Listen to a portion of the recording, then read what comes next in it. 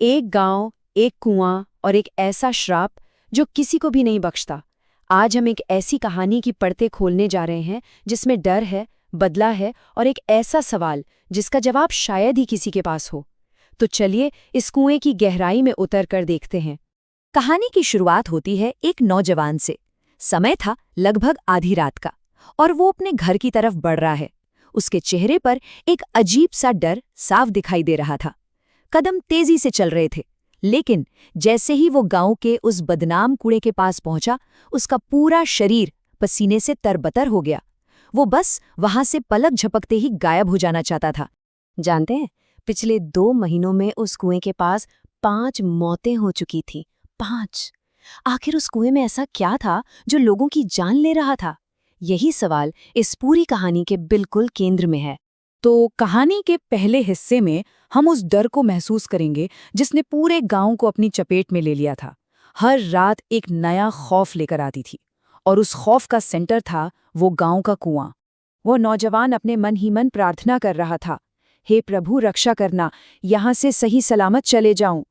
लेकिन तभी उसके कानों में पायल की छन छन की आवाज पड़ी। डर के मारे उसके पैर वहीं पर जम गए।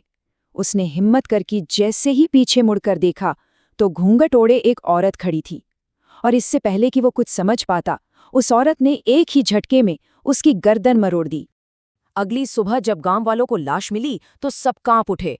एक ने कहा, सत्यानाश, पता नहीं ये किस किस को लेकर जाएगी। तभी दूसरे ने कहा, मुझे तो यह सती माता का प्रकोप लगता है। सती आसरा का स्थान बनाना होगा, देवी को रोज भोग देना होगा।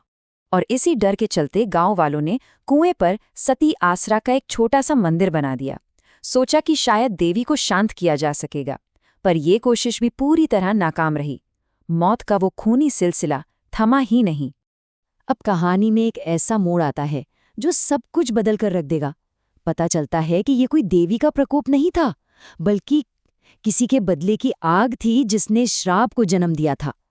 चलिए समय में थोड़ा पीछे चलते हैं। आज से ठीक 3 महीने पहले उस कुएं पर कुछ ऐसा हुआ था जिसने इस खूनी खेल की नींव रखी थी। एक गहरी काली रात, माया नाम की एक औरत ने कुएं पर एक तांत्रिक विधि की।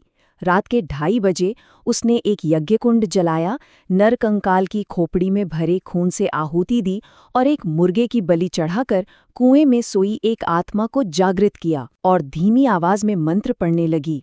जैसे ही बलि पूरी हुई, कुएं के भीतर से मानो कोई आत्मा निकलकर बाहर आई। माया ने पीछे मुड़कर देखा तो एक घूंघट वाली औरत खड़ी थी। माया ने उसे आदेश दिया, जाओ और खत्म कर दो उन्हें, मुझे अपना बदला चाहिए, जाओ। उस आत्मा ने अपना पहला शिकार मंगल को बनाया। रात के ठीक 3 बजे उसके दरवाजे पर दस्तक हुई। मंगल आधी नींद में दरवाजा खोलने गया। जैसे ही उसने दरवाजा खोला, सामने वही घूंघट वाली औरत खड़ी थी।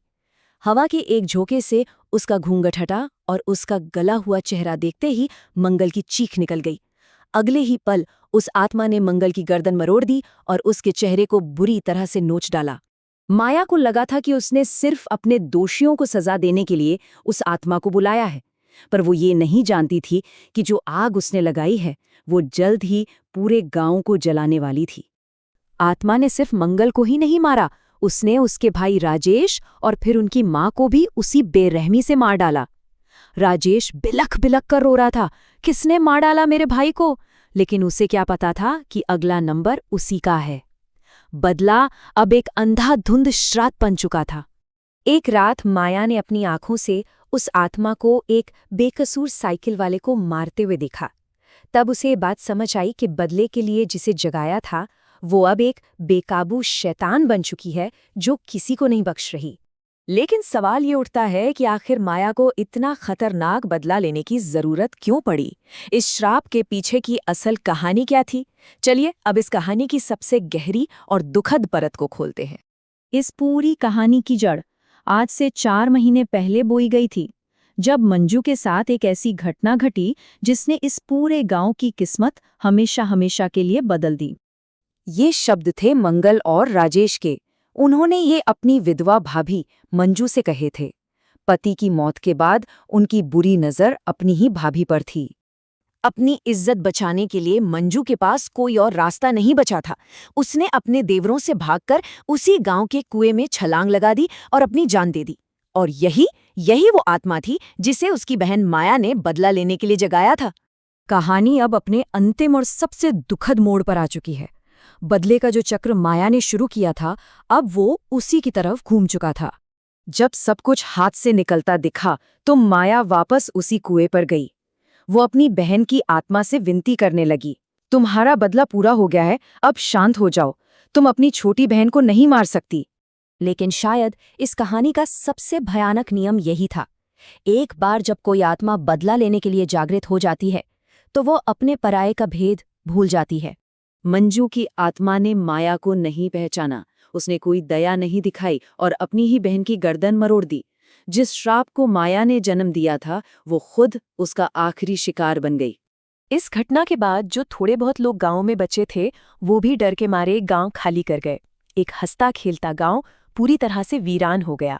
तो यहाँ एक बहुत महत्वपूर्ण सवाल उठता है, क्या बदला वाकई में इंसाफ है, या ये सिर्फ तबाही का एक ऐसा चक्र है जिसे शुरू तो किया जा सकता है लेकिन खत्म नहीं?